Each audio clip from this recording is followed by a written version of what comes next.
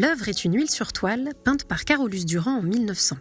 Charles-Auguste-Émile Durand, dit Carolus Duran, est un peintre français né à Lille qui a fait toute sa carrière à Paris et qui est plutôt connu pour ses portraits mondains, dont les plus célèbres sont conservés à Paris, au musée d'Orsay et au Petit Palais.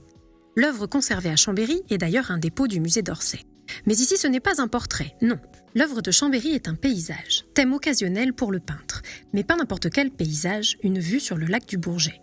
Qu'est-ce qu'un artiste travaillant à Paris serait venu faire en Savoie ? Carolus Duran serait venu plusieurs fois, notamment à Aix-les-Bains, sa mère étant installée non loin de là.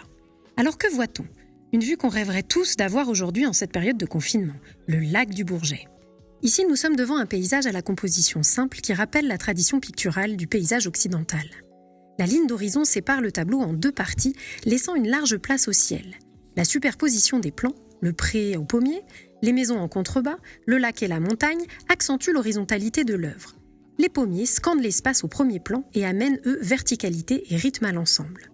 Au-delà de cette apparente simplicité de la composition, nous sommes devant une œuvre aux accents de modernité. Tout d'abord par la touche employée, c'est-à-dire la manière d'appliquer la peinture avec le pinceau. Ici, la matière est vivante, la touche est libre et visible. Elle varie d'ailleurs selon les éléments représentés, de petits traits vigoureux pour l'herbe et les fleurs, un aplat pour le lac et de larges coups brossés pour le ciel. Héritée de l'impressionnisme, cette touche donne au travail de l'artiste une impression d'instantané, impression que l'on retrouve aussi dans le cadrage de l'œuvre.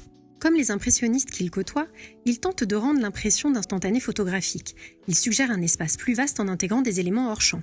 L'arbre tronqué par exemple à gauche ou l'ombre d'un pommier au premier plan. Enfin, l'œuvre montre une palette de couleurs vives et lumineuses permettant de rendre tous les effets de la lumière. Pour traiter les ombres, le noir est banni. Le peintre lui préfère les tons colorés, froids. Ce tableau singulier dans l'œuvre de l'artiste montre l'intérêt de Carolus Duran pour la nature et il est tout à fait caractéristique de son style entre tradition et modernité.